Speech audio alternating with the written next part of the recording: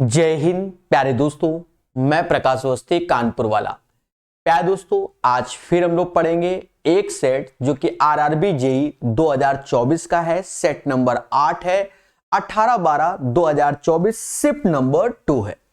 Session को start करने से पहले बता दें, इसकी सॉल्यूशन पीडीएफ टेलीग्राम में मिल जाएगी। पहला क्वेश्चन कहता है, एक व्यापारी 35% लाभ पर आटा बेचने का दावा करता है, यानी 100 की चीज वो 135 पे बेच रहा है, ये उसका दावा है। लेकिन बेईमानी से वह एक ऐसे वजन का उपयोग करता है जो उस पर उल्लेखित वजन से 16% कम है। यानी आप आए कहते हो सर 100 ग्राम टमाटर दे दो, लेकिन आपको जो मिल रहा है तो इसमें 100 में 16 कम कर दोगे, 84 ग्राम दिया जा रहा है। ठीक है, तो व्यापारी द्वारा अर्जित लाभ क्या है? देखो, पहले भी कमा रहा था, बाद में भी कमा रहा है। ठीक है, समझ गए। अब ध्यान देना, इस 100 से 100 कैंसिल कर दोगे। अब इसे कैलकुलेट करो। देखो, 84 और 135 दोनों 3 से जाते हैं। 3 से ये 28 बार में जाएगा और 3 से ये 45 बार में जाएगा। अब 28 की चीज 45 में बेची गई तो दोनों का अंतर 15 में से 8 गया 7, यानी 17/28 गुणे 100। अब इसे ऐसे ही करना पड़ेगा, थोड़ा सा और काटना है तो काट लो। 4 से ये 25 बार, 4 से ये 7 बार, 7 गुणे 25 कर लो, 85, 8 हासिल, 34 और 8 42, 425/7। तो ये 60.8 के आसपास 42 चला गया। 7 सत्ते 49 के आसपास लाभ होगा, 60.7। उत्तर को निकटतम पूर्ण संख्या में लिखो तो 60.7 का जो निकटतम होगा वो 60 नहीं होगा, 61 होगा। यानी right answer of this one 61 आ जाएगा। आशा है हर एक व्यक्ति को यह क्वेश्चन क्लियर हो गया होगा। आगे बढ़ेंगे। एक संख्या को 50% की वृद्धि करने पर इतना प्राप्त होता है, वह संख्या क्या है? अब 50% की वृद्धि कर रहे हो प्यारे दोस्तों, तो समझो 50% का मतलब 1/2, यानी 2 की चीज 3 में कन्वर्ट कर दे लो। और यही 3 बराबर दिस वन, तो 3 से भाग दोगे, 3 से भाग दोगे 9 बार में, फिर आया 18 6 बार में, यानी 960। तो यहां 960 का आप गुणा कर लोगे तो 0 ऐसे, 6 दूनी 12, 18 1 19, 1920 आंसर आ जाएगा। दो संख्याओं का जीसीडी मतलब एचसीएफ और एलसीएम 12 और 480, ये दोनों संख्या इतना, दोनों संख्याओं के बीच का अंतर क्या है? तो मेरे भाई, दोनों संख्याओं के बीच का अंतर 3 है और एचसीएफ यहां पर 12 दिया है, तो इसी 12 का गुणा कर लोगे, 36 इज द राइट आंसर। इसको आप ऐसे कर सकते हो, कोई दिक्कत नहीं। सर ऐसा क्यों? देखो, जो पहली संख्या होगी वो भी एचसीएफ का मल्टीप्लाई होगी, यानी 5 है तो 5x होगा। दूसरी संख्या होगी वो भी एचसीएफ का, तो 8x होगा। पहली बात तो ये, दोनों का डिफरेंस 3x आया। लेकिन यहां पर जो जीसीडी बोला जा रहा है वो एचसीएफ है, वही 12 है, तो जो दोनों में कॉमन है वो x है। x बराबर 12 के, तो 3 गुणे 12 36 हो जाएगा। अगर आपको कोई डाउट है तो आप ऐसे कर लेना कि एलसीएम इंटू एचसीएफ बराबर first number into second number, 12 गुणे 480 बराबर 5x इंटू 8x। यहां से आप x को निकालना और उसके बाद सॉल्व कर लेना। ठीक है, सिंपल है, कोई टेंशन की बात नहीं है। ए और बी की वर्तमान आयु का योग 36 है, तो बहुत अच्छी बात है।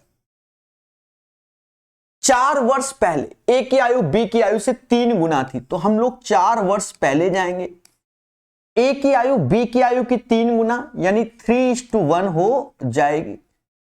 4 वर्ष पहले ए की आयु बी की आयु की 3 गुना, यानी 3:1 हो जाएगी। अच्छा, ए और बी की वर्तमान आयु कितना है? 36 वर्ष। तो ये इनका प्रेजेंट में है। तो 36 है। अगर हम 4 साल पहले जाएंगे तो 4 दूना 8 इसमें कम कर देंगे तो 28 हो जाएगा। क्यों? क्योंकि ए और बी 4 साल पहले, तो 1 का 4 तो 2 का 8 साल इसमें कम करोगे तो ये 28 हो जाएगा। और मेरे प्यारे दोस्तों, यही 4 बराबर 28 के, तो 1 बराबर 7 के हो जाएगा। 1 बराबर 7 के। तो ए की वर्तमान आयु क्या होगी? जब 1 बराबर 7 के, 1 बराबर 7 के, तो 3 में 7 का गुणा करोगे तो 21 आ जाएगा और ये 7 आ जाएगा। और ए की वर्तमान तो 21 4 25 साल। 25 year is the right answer of this one. तो इस क्वेश्चन का आंसर 25 साल आ जाएगा। क्वेश्चन नंबर 4 का सही आंसर। बोलो बोलो, टेल टेल। क्लियर है? तो हर एक चीज को हम लोग समझेंगे। यहां कहता है ट्रायंगल एबीसी में डी पैरेलल है एसी के। अब यहां एक ट्रायंगल बन गया है प्यारे दोस्तों, तो हम भी एक ट्रायंगल बना लेते हैं और इसको समझेंगे। कह रहा है ट्रायंगल ए बी और सी पे डीई पैरेलल है एसी के। एसी ये है, तो अब डीई कहां है वो समझना पड़ेगा। डीई एबी और बीसी पर बिंदु है। हां, एबी पर डी है और बीसी पर ई है और ये एसी के पैरेलल है, तो यही लाइन खींचेगी। अब ये दोनों क्या हो गए? पैरेलल हो गए। जब ये पैरेलल हो गए, ऑलरेडी गिवन है, तो हम थेल्स थ्योरम का सहारा लेते हैं। किसका? थेल्स थ्योरम का। अभी समझना। कह रहा बीडी 8 है, एडी 7 है, तो जिस रेशियो से ये 8 7 होगा उसी रेशियो से ये भी 8 7 होगा according to the Thales theorem. फिर हमसे कहता है कि बीडीई यानी इसका जो क्षेत्रफल है और समलंब इसके क्षेत्रफल का अनुपात, किसके? इस मतलब इसका क्षेत्रफल का रेशियो, इसका क्षेत्रफल का रेशियो हमें चाहिए। अब क्या करें? देखो, हमें पढ़ाया जाता है थेल्स के अकॉर्डिंग, अगर हम छोटे ट्रायंगल का एरिया लें, मतलब बी डी ई के बारे में बात करें, तो इसका जो एरिया होगा वो 8 गुणे 8, 8 का स्क्वायर हो जाएगा। और बड़े ट्रायंगल पूरा एबीसी का एरिया तो 8 7 15, 15, 15 का स्क्वायर हो जाएगा। यानी छोटे ट्रायंगल और बड़े ट्रायंगल का एरिया ये 64 हो गया और ये 225 हो गया। ठीक है। लेकिन प्यारे दोस्तों, हमको जो रेशियो चाहिए वो छोटे का तो 8 का 64, ये तो ठीक है, लेकिन हमको अब इसका चाहिए। तो हम क्या करेंगे कि एक 225 में 64 को घटा देंगे, तो 5 में से 4 गया, 1 आया, और 22 में से 6 गया, 16 आया। यानी 64 और 161 का रेशियो हो जाएगा। ये आया। तो बड़ा सिंपल क्वेश्चन है, ट्रेडिशनल। पहले समझो, 8 का ये हो जाएगा तो 8 का स्क्वायर 64, पूरा ट्रायंगल 8 7 15, 15 का स्क्वायर 225, तो छोटे का 64, पूरे ट्रायंगल का 225, तो पूरे में से छोटा घटाओगे तो ये हमारा जो है एक तरीके से ट्रापीजियम है, उसका अगर बात करता है तो 64 और 161 रेशियो में आएगा। ठीक है। 9 संख्याओं का औसत 17 है, एक संख्या हटा दी जाए। आप बेसिक से कर लो। 9 संख्या का औसत 17 है, एक संख्या हटा दी गई तो अब 8 संख्या, तो शेष 8 का औसत 15 है, हटाई गई संख्या। जनरली लोग क्या करते हैं, 9 गुणे 17 माइनस 8 गुणे 15 उससे निकाल लेते हैं। अच्छी बात है, लेकिन आपको ऐसे ही करना है। तो देखो, 9 से 8 जा रहे हैं तो माइनस का 1 1 कम हुआ, 17 से 15 जा रहे हैं माइनस का 2 कम हुआ। अब यहां माइनस सिंबल है तो बाहर माइनस लगा लेना। अब इस -1 का यहां गुणा करोगे तो -15 आएगा, और इसका गुणा इसमें करोगे तो 9 दूनी 18, जो कि माइनस का आ जाएगा। -33 माइनस माइनस प्लस 33 आंसर आ जाएगा। यानी जो संख्या हटाई गई है वो 33 है। अगर किसी को डाउट है तो वो 9 गुणे 17 माइनस 8 गुणे 15 करके भी निकाल सकता है। एबीसी ने क्रमशः इतने के अनुपात में धनराशि निवेशित की, कितना? 76, 37 और 52 के रेशियो से धनराशि को क्या निवेश किया। यदि वर्ष के अंत में उसे 3850 का कुल लाभ हुआ, टोटल लाभ 3850, यानी प्यारे दोस्तों इस वैल्यू को जोड़ोगे 7 2 9 6 15 हासिल 1, 5 3 8 1 9 और 9 7 16, यानी 165 यूनिट की वैल्यू 3850 के है। एक बार इसको क्रॉस चेक कर लो, 7 2 9 6 15 हासिल 1 10, हां 165 यूनिट की वैल्यू आपके सामने ये है। और हमसे आगे चल के कहता है बी और सी के हिस्सों के बीच कितना अंतर है। तो बी और सी का हिस्सा, तो ये ए है, ये बी है, ये सी है।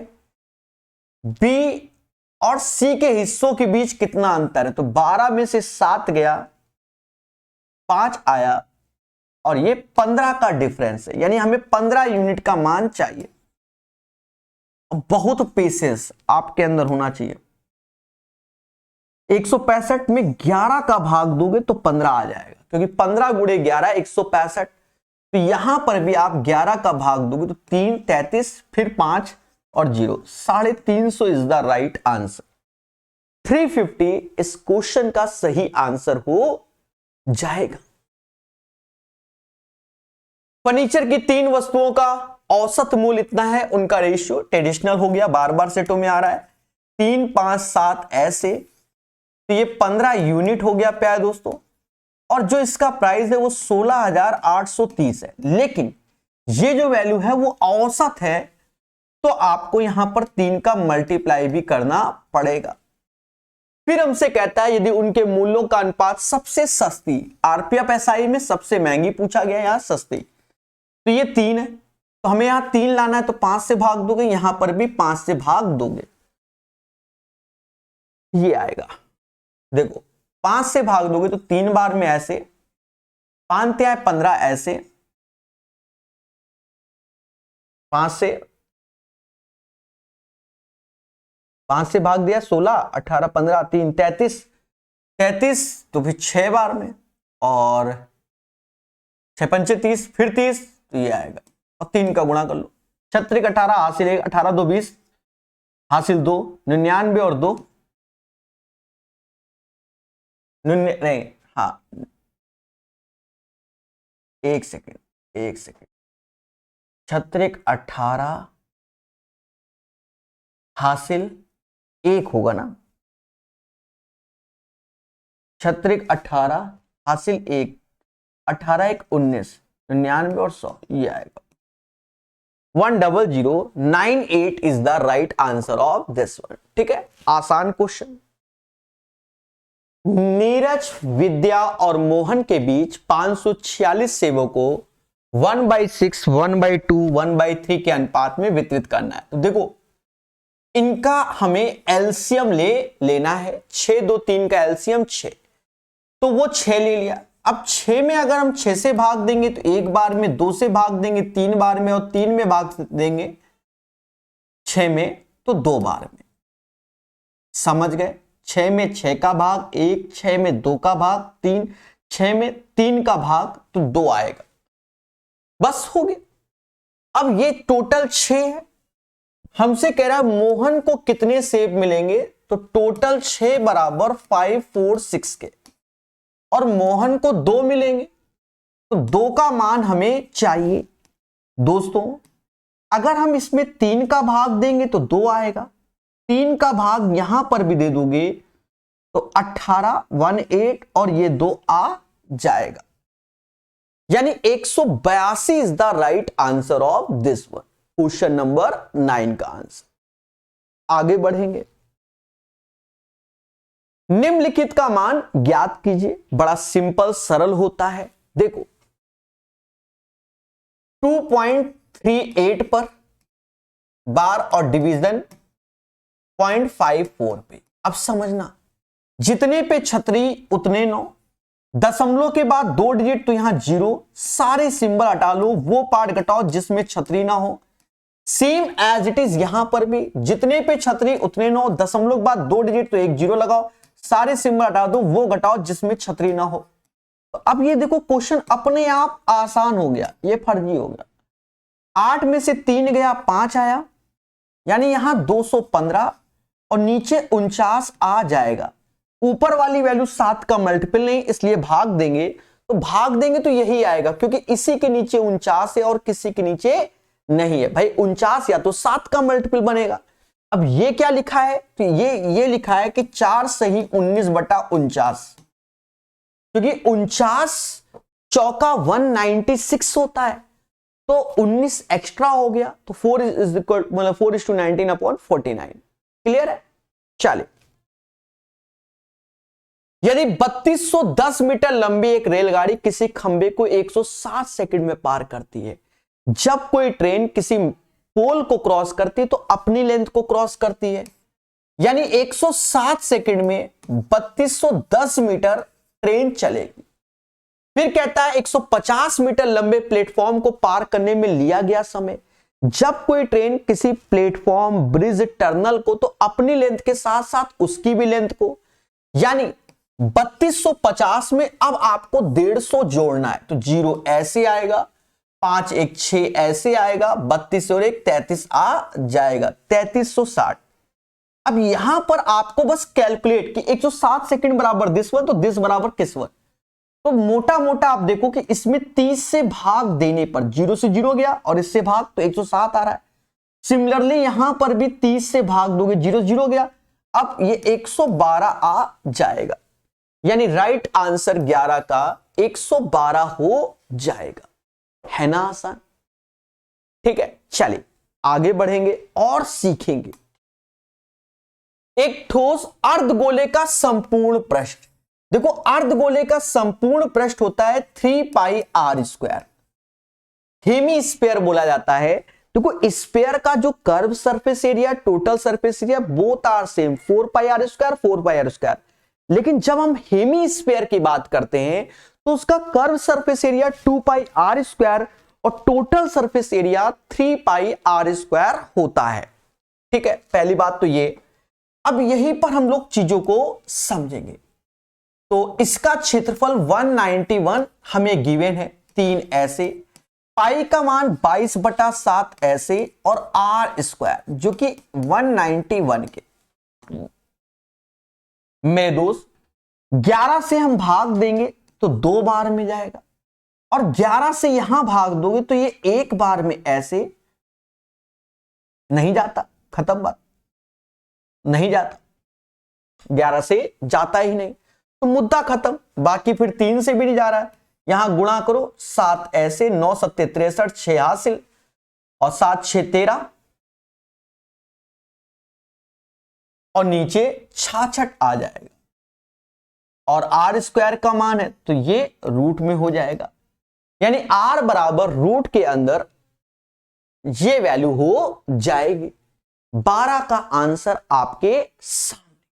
चलिए आगे बढ़ेंगे। ए और बी के बीच की दूरी 530 किलोमीटर है। नमित ए से बी तक 37 की स्पीड से जाता है और 77 से वापस आता है। उसकी औसत चाल, देखो दोनों केस में जो दूरी है ना वो कांस्टेंट है। जब कांस्टेंट है तो उसको लेना ही नहीं, और 2 स्पीड का खेला है, ए से बी गया, बी से ए आया, यानी हम सीधे इसमें एवरेज स्पीड निकाल सकते हैं। और वो कैसे निकालेंगे? 2 पहले की स्पीड, दूसरे की स्पीड, दोनों की स्पीड का योग, तो 2 ऐसे लिखेंगे, और 37 × 77, और इन दोनों का योग कर लेंगे, 7 7 14, 10 1 11, 114 हो जाएगा। अब इसे काट लो, कहते हैं 2 से ये जाएगा 57 टाइम्स जाएगा। अब सभी के लास्ट में 7 7 है और कैलकुलेट तो करना ही पड़ेगा, कोई चारा नहीं है। तो यहां पर एक मल्टीप्लाई आप कर लीजिए। देखो या तो वैसे भी कर सकते थे या ऐसे कर लो, 7 सत्ते 49, 4 हासिल और 49, 21, 70, 4 74, 7 हासिल, 21, 7 28, यानी ऊपर वैल्यू हो गई 2849 और नीचे आया 57। ऑप्शंस पे पैनी नजर रखो तो स्टार्टिंग में सभी के 4 है, चुपचाप ऐसे भाग दो क्योंकि बहुत ज्यादा नियरेस्ट है और पेपर टाइम है। ठीक है, एक बात याद रखो, पेपर होने के बाद टीचरों के दुनिया भर के शॉर्टकट आपको मार्केट में देखने को मिलेंगे, लेकिन पेपर के टाइम हमारा वो प्रेजेंस ऑफ माइंड काम नहीं करता है। यानी हमारे कॉन्सेप्ट तगड़े होने चाहिए। कोई भी नया क्वेश्चन आता है तो आप वही बेसिक फंडे से कर पाओगे जो आपने बहुत लंबे समय तक सीखा है, समझ गए, और उससे ही जल्दी हो जाता है, ये याद रखना। पेपर का माहौल बता रहे हैं। अब हमने देखा जैसे एक सिंप्लीफिकेशन का बहुत जहरीला क्वेश्चन आया, अब उसमें क्या है कि अब उसमें एक लॉजिक निकाल सकते हैं कि ऑप्शंस, क्वेश्चन नहीं देखना, हमें ऑप्शंस में देखना है कि किसमें रेकरिंग नहीं हो रहा है, जो चीज बार बार नहीं हो रही है, कट जा रही है। ठीक है, तो उससे डायरेक्ट आपका आंसर सेकंडों में आ जाएगा। लेकिन अगर वही क्वेश्चन हम पेपर में बैठ के करते, ठीक है, तो हमको इतना समय नहीं होता, अंडर प्रेशर होता है कि क्या करना है, चुपचाप लिखा है कि 2 गुणे 3 तो 2 गुणे 3 ही करेंगे और कोई चारा नहीं लगता हमको उस टाइम, समझ गए। बाकी सारा खेल अभ्यास का है। अब जिसने वो भी दिमाग लगाया तो हो सकता है वो भी बेटर हो जाए। सीखा इसीलिए तो जा रहा है। 7 चौक 28, 2 हासिल, 5 चौका 20 और 2 22। 14 में से 8 गया, 6 आया, 7 में से 2 गया, 5 आया, यानी 56 आया। तो नियरेस्ट आप देख रहे हो, अब ये 9 बार के आसपास, यानी ये आंसर हो जाएगा। अब आप कह दो पूरा भाग दो तो जरूरत नहीं है, क्योंकि 49 पहुंच जाएगा सीधे, क्योंकि ये 569 570 के पास ही बैठा हुआ है, यानी 9 बार क्यों जाना ही जाना है। तो ऐसे करके आप भाग देंगे, खुशी मिलेगी।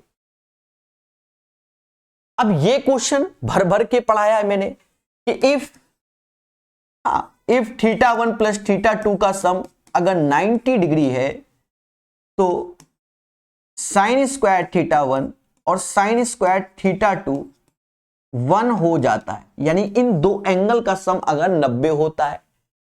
63 27 90 1, सेम चीज कॉस में 17 73 1 और कॉस 90 का मान 0 होता है, यानी 2 is the right answer of this one. आगे बढ़ेंगे, कई बार बता दिया है ये क्वेश्चन, समझो भाई। कहता है एक व्यक्ति ने एक वस्तु को इसके अंकित मूल्य पर D% छूट दी और अंकित मूल्य हमें 2250 गिवन है। अब 2250 गिवन है, अब कोई चीज 2250 की थी, हमने D% छूट दी, तो बचा कितना, 100 माइनस D/100। जैसे कोई चीज कितने की, हमने 10% छूट दी तो 90% बचा ना, वैसे ही तो 90% कैसे बचता है, 100 माइनस 10/100 ऐसे करके, तो 100 माइनस D/100 हो गया। फिर कहता है क्या, उतने ही सम मूल्य की एक और छूट देकर, अब उतने ही सम मूल्य जो पहला डिस्काउंट है, जैसे 2250 का मैं 10% ऑफ करूं तो 225 रुपए हुआ ना, तो जो दूसरा हम डिस्काउंट दे रहे हैं वो हम इसी वैल्यू पे दे रहे हैं। तो आप जब पेमेंट करने गए तो आपकी पेमेंट ये हुई, पर मैंने एक ऑफर दे दिया, मैंने कहा भाई ऐसा करते हैं हम D% डिस्काउंट और दे रहे हैं, पर D% किस पे, प्रिंसिपल पे, यानी 2250 पे D और कम कर दिया और उसके बाद आपने भुगतान कर दिया 360 रुपए का। हमसे पूछा गया D कितना होगा। Patience patience patience, 0 0 0 0।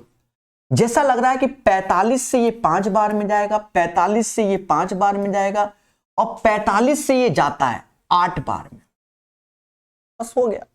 अब कर लो, 500/10 यानी 50 हो जाएगा, 5/D चलो लिख ही देते हैं ऐसे ही, काटने को तो यहां पर काट देते, नहीं काट रहे।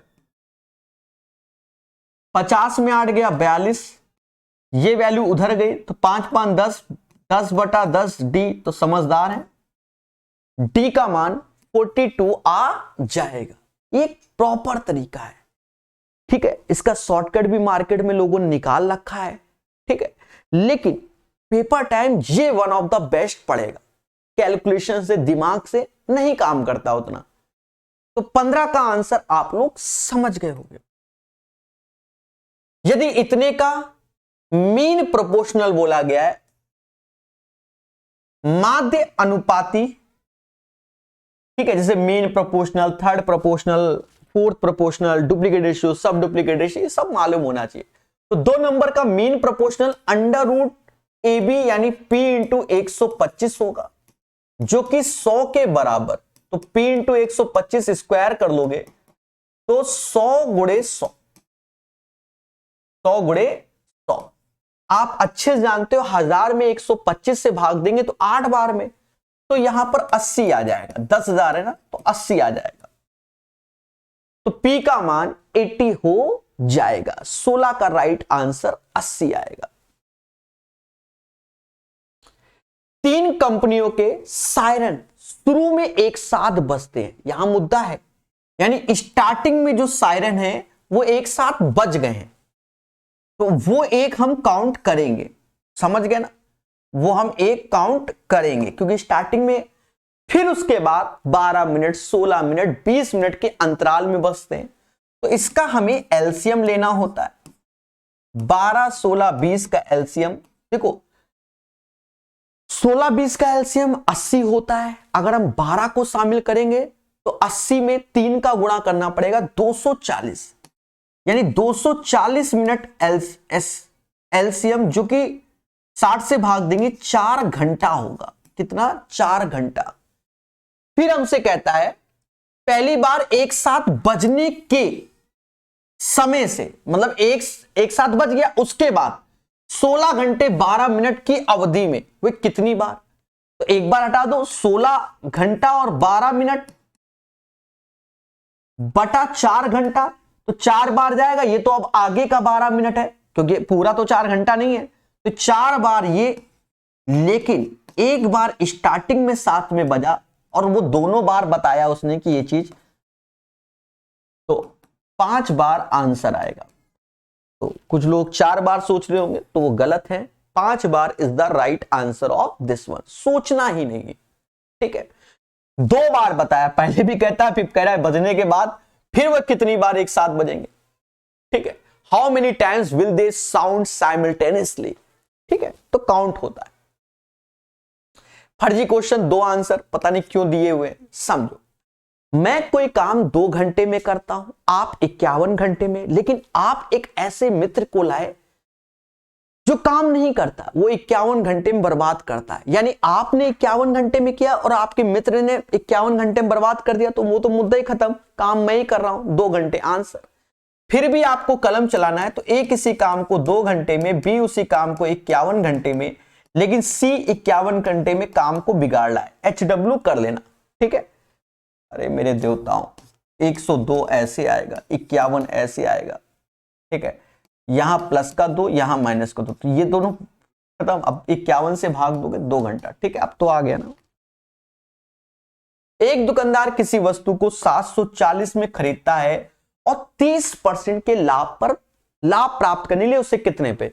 आप बिल्कुल बेसिक से कर लो इसका, सीधे 30% परसेंटेज, 2 जीरो खा गया, 4 तिहाई 12 हासिल 1, 7 तिहाई 21 और 1 22 जोड़ लो। 962 is the right answer. Question number 19 का राइट आंसर 962 आ जाएगा।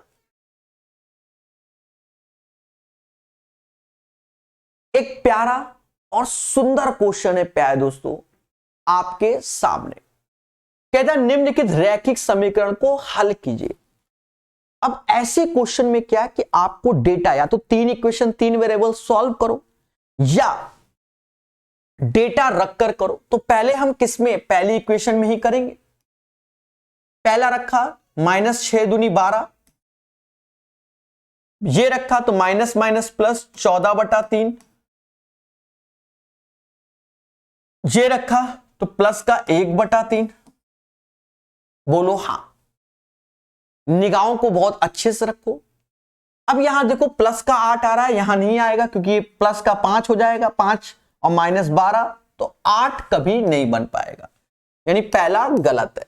दूसरा रखो तो 6 दूनी 12 प्लस का हो गया, माइनस का 14/3 हो गया और प्लस का 2/3 हो गया, ये हो जाएगा। 14 में से 2 गया, 12/3 माइनस का 4, यानी 12 - 4 8 आया, ये हो जाएगा।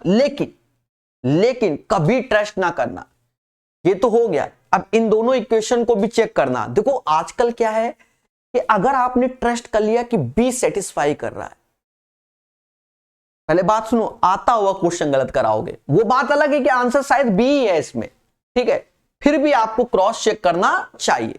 और अगर हम पहले में रख रहे हैं, आप दूसरे में रख के कर सकते हो, भाई दूसरा आपको आसान लग रहा है, हम अब पहले में, तो अब पहले ही चलेगा सब में। हाँ, तो माइनस का 2/3, माइनस का 6 और प्लस का 14/3।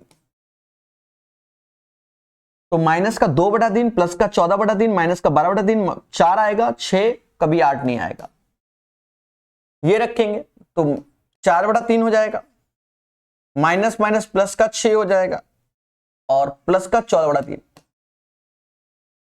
4/3 18/3, 6 6 दूनी 12 नहीं आएगा, यानी आंसर बी आ जाएगा। जिसको आपने पकड़ा उस पर चेक सारे कर लेना, ठीक है।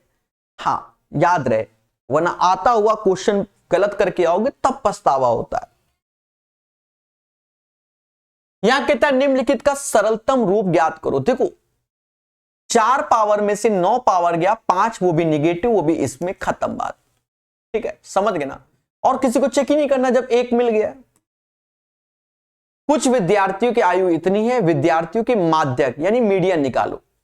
तो पहले काउंट कर लो, 3 3 6 3 9 1 10 लोग हैं। अगर 10 लोग हैं यानी इवन, तो 10 का आधा 5, पांचवा पद और छठा पद का योग का आधा, ये करना है। लेकिन उससे पहले इसको असेंडिंग ऑर्डर यानी बढ़ते हुए क्रम में लिखना है। तो पहले बढ़ते हुए क्रम में लिखेंगे। सबसे पहले आएगा 21, फिर 22 आएगा, 23 2 बार नजर आ रहा है, 24 एक बार नजर आ रहा है, 25 एक बार नजर आ रहा है, 26 आ रहा है, 27 आ रहा है, 28 आ रहा है, 29 आ रहा है। 3 3 6 3 9 10 लिख दिया मैंने तेजी। अब पांचवा छठा, 4 ये 5 छठा ये होगा, 4 इत्थे 4 उत्थे, इन दोनों का योग का आधा 24.5। तो 22 नंबर का जो आंसर होगा 24.5। देखो हम लोगों को एक किताब बेहतर ढंग से पढ़ लेनी चाहिए। जैसे मैं रेलवे वाले बच्चों को तैयारी करने के लिए कहता हूं यूथ 2024 पढ़ो, वो भी मुझसे पढ़ो टाइप वाइज, तो आपको बेनिफिट होगा। सर ऐसा क्यों? देखो हमने वहां कॉन्सेप्चुअल पढ़ाया है, यानी इतना भी शॉर्टकट नहीं सिखाया है कि जिससे आप नया क्वेश्चन कभी अटेम्प्ट ही ना कर पाओ। और कॉन्सेप्ट को जानोगे तो नए नए क्वेश्चन, अब पेपर का नियम ये तो है नहीं कि वही छाप के दे दे, बदलाव भी कर सकता है। तो कॉन्सेप्ट बेहतर है तो ऑटोमेटिक बन जाता है, ठीक है। और मालूम चला आपने ये पद्धति सीख रखी है कि टिक मार के भाग आएंगे, तो बस ये समझो बस उतना ही नॉलेज है जितना उस वक्त टीचर ने आपको सिखाया है। और जिस वक्त हॉल में बैठोगे एग्जाम सेंटर में तो आहा, ठीक है। हाँ बाकी खुद से डेवलप किए जाते हैं, प्रैक्टिस की जाती है तो ऑटोमेटिक बच्चा एक्सपर्ट होता है। हाँ समझ गए। यदि समान ब्याज पे 2 वर्ष में साधारण ब्याज 56 है, चक्रवृद्धि ब्याज 58, तो मूलधन क्या है? तो प्रत्येक वर्ष साधारण ब्याज क्या होता है? समान होता है। प्रत्येक वर्ष साधारण ब्याज क्या होता है? समान होता है। पहले बात को सुनना और समझना, ठीक है, क्योंकि यहां पर हमको रेट निकालकर प्रिंसिपल निकालना पड़ेगा। तो 28 दूना 56 और 2 एक्स्ट्रा 58, ये एसआई होता है, पूरा सीआई होता है। और ये प्रिंसिपल है, इसका R% ये होता है और इसका R% ये होता है। एक सिंपल सरल वे में आप लिखो 28 गुणे R/100 बराबर 2, तो 2 से ये 14 बार में आप काटो नहीं, R बराबर 100/14, ये आपका रेट ऑफ इंटरेस्ट आ गया। अब कोई प्रिंसिपल है यानी P, उसका 100/14 परसेंटेज तो 1/100 बराबर किसके 28 के, तो इसका हैप्पी बर्थडे। अब 28 गुणे 14 कर लो, 196 का डबल 392 हो जाएगा। 8 चौक 32, तो 2 तो लास्ट में आना है, एक ही ऑप्शन है। तो 23 का आंसर 392 आ जाएगा। चलिए, ए और बी किसी कार्य को 2 दिन और 42 दिन में पूरा कर सकते हैं। तो ए किसी काम को 2 दिन में और बी 42 दिन में कर सकते हैं। तो इसका एलसीएम लोगे तो 42 आएगा, 2 से भाग तो 21 आएगा, 42 से तो 1 आएगा। और फिर हमसे कहता है दोनों साथ मिलकर काम को, तो ये 22 से इसमें भाग देना पड़ेगा, तो 1.9 के नियरेस्ट पहुंच जाएगा, क्योंकि 22 दूना 44, वहां 42, तो यही ऑप्शन होगा। सोचना ही नहीं, सीधे कर देना। 12 वर्ष पहले रीना की मां की आयु रीना की आयु की 3 गुनी थी। कब? 12 वर्ष पहले रीना की मां की आयु रीना की आयु की 3 गुनी थी, यानी 3:1 थी। बोलो हां। ये कब था? 12 वर्ष पहले। और 2 वर्ष बाद 2 वर्ष बाद मां की आयु रीना की आयु की 2 गुनी हो जाएगी, यानी 2:1 हो जाएगी। अब एक बात को सुनो, इसका अंतर 2 है, इसका अंतर 1 है, तो यहां 2 का आपको गुणा करना पड़ेगा। 4 में से 3 गया, 1 आ जाएगा। 4 में से 3 गया 1, और यही 1 बराबर 14 के। ठीक है, 1 बराबर 14 के। तो 12 साल पहले, तो 14 का यहां गुणा कर लोगे और 14 का यहां कर लोगे। रीना और उसकी मां की वर्तमान आयु का रेशियो, तो 14 और 12 26 की रीना हो गई, और 42 और 12 54 की उसकी मां हो गई। इसका रेशियो, तो पहले हमसे रीना बोल रहा है, यानी 26 और 54 का रेशियो। तो कहते हैं 2 से 3 बार में और 2 से ये 27 बार में, यानी 13:27 आएगा। 27 13 ना माराना, क्यों? क्योंकि रीना और उसकी मां की बोला गया है, तो मां की वर्तमान आयु जब बोला गया है मेरे दोस्त, तो 13 और 27 हो जाएगा। क्लियर है? तो ये ध्यान रखना, और यही बच्चों से गलती होती है। देखो दोनों ऑप्शन है, 27 13 13 27, और पेपर का अंडर प्रेशर उल्टा मार आएंगे। कई ऐसे छात्र मिलेंगे जो गलत मार दिए होंगे। समझ गए? ये क्वेश्चन तो ट्रेडिशनल हो गया, हर सेट में है। अब आंसर 35 है या 40 ये देखना पड़ेगा, क्योंकि एक आध में 40 भी है। चलो पढ़ेंगे और सीखेंगे। 4 फरवरी 2024 से 5 अप्रैल 2024। देखो 2024 तो ये लीप ईयर है। फरवरी 29 की, 4/29 गया तो 25 आया। मार्च 31 का, अप्रैल 5 का तक। अब एक बात को सुनना, कई बच्चे डाउट्स में हमेशा मतलब डाउट ही रहता है, उनको समझा देता हूं। हमने अगर यहां पर 4 से नहीं काउंट किया, हमने यहां 5 से काउंट किया, तो देखो यहां 5 तक गए। देखो पहले सुनना, फरवरी 29 की होती है, हमने 4 कम किया 25 आया। ठीक है, आप फरवरी 29 की रहेगी और आप 3 घटा दो, 1 2 3, तो 29 में 3 घटाओगे तो यहां 26 आएगा, फिर 31, तो फिर यहां पर आपको 4 तारीख तक लेना पड़ेगा। तो जो एक दिन मैंने इधर लिया है वो एक दिन इधर बढ़ा दिया है, ये याद रखना जो धरने में बैठ जाओ। ठीक है, तो ये टोटल हो गया 61 डेज। अब जो लीप ईयर होता है उसमें 366 दिन होते हैं। ठीक है, 366 से भाग दोगे तो 1/6 ईयर में कन्वर्ट, क्योंकि टाइम हमारा ईयरली बेसिस पे होता है। बस अब खेल जाओ। प्रिंसिपल हमको दिया गया 4000, रेट दिया गया 5.25%, और टाइम है 1/6 ईयर। कैलकुलेशन कर लो। परसेंटेज 2 जीरो खा गया, 2 से ये 20 बार, 3 बार, इसका गुणा करोगे तो 105/3, यानी 35 is the right answer of this one. तो इस क्वेश्चन का आंसर 35 आ जाएगा।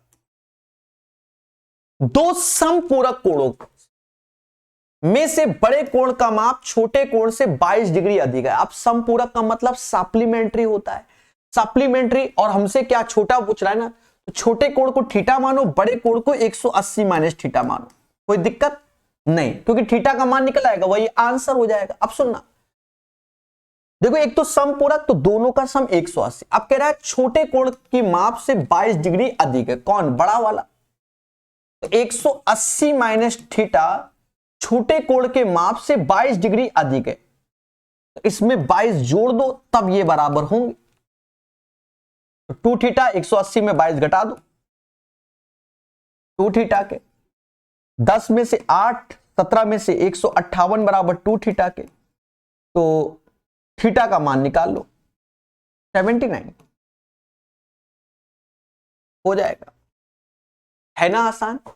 तो 27 का आंसर 79 आ जाएगा। 10 विद्यार्थियों द्वारा प्राप्त अंक नीचे दिए गए इतने आंकड़े का बहुलक, तो इनमें से बहुलक कौन सा है, तो देखो 11 एक बार आ रहा है, 18 1 2 2 बार आ रहा है, 3 बार, 14 1 2 बार आ रहा है, 13 1 2 बार आ रहा है, तो अधिक बार कौन है, 18। 18 is the right answer of this one. ऐसे ही करना मेरे दोस्त, ए का वेतन बी के वेतन से 72% अधिक है, यानी बी 100 रुपए कमाता है तो ए 172 कमाता है, तो बी का वेतन ए के वेतन से कितना अधिक है, कम है, तो दोनों का अंतर 72 कंपैरिजन 172 से इंटू 100। तो आप बड़ा सिंपल वे में कर लो, देखो यहां कटाएगा सब होगा, ठीक है कटने दो, हम ऐसे ही भाग देंगे, 172, 17 चौकू 68 4 बार में सब में दिख रहा है, तो 4 दूना 8, 17 चौकू 68 ऐसे, यहां 2 ऐसे, 11 में से ये 3 आया और एक तो 0 उठाया। अब ये एक बार में 41 पॉइंट समथिंग, क्योंकि 17 दूनी 34, 41 पॉइंट समथिंग में एक ही ऑप्शन है, वो भी ये, ऐसे स्पीड से करना है, ये नहीं कि बस पहले यहां भाग दो, नहीं समझे, 4 से यहां दो, फिर यहां दो, फिर एक बार गुणा करो और फिर भाग दो, क्या करने गए हो, थोड़ा दिमाग लगाओ, 0 ज्यादा है तो और आसान रहता है, ठीक है, करने को हम भी करते हैं, सिचुएशन पे मैटर है। फर्नीचर की 3 वस्तुओं का औसत मूल्य इतना है और उनका अनुपात कितना है, 3 5 7। अभी ट्रेडिशनल हो गया तो समझ गए, औसत है तो ये 15 यूनिट है और औसत 16890 में 3 का गुणा करना।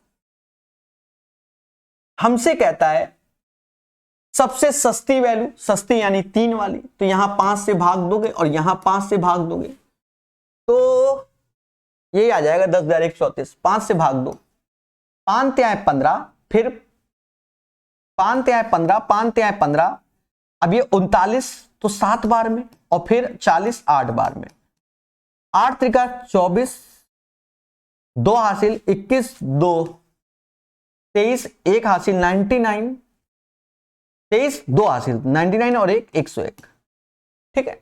अब बाकी तो आप समझ गए, 8 त्रिका 24 यूनिट प्लेस पे 4 एक ही के आंसर और किसी में नहीं, मुद्दा खत्म। तो आशा यही है कि आपको सेशन समझ में आया होगा। Set number 8 complete solution PDF Telegram में मिल जाएगी। धन्यवाद।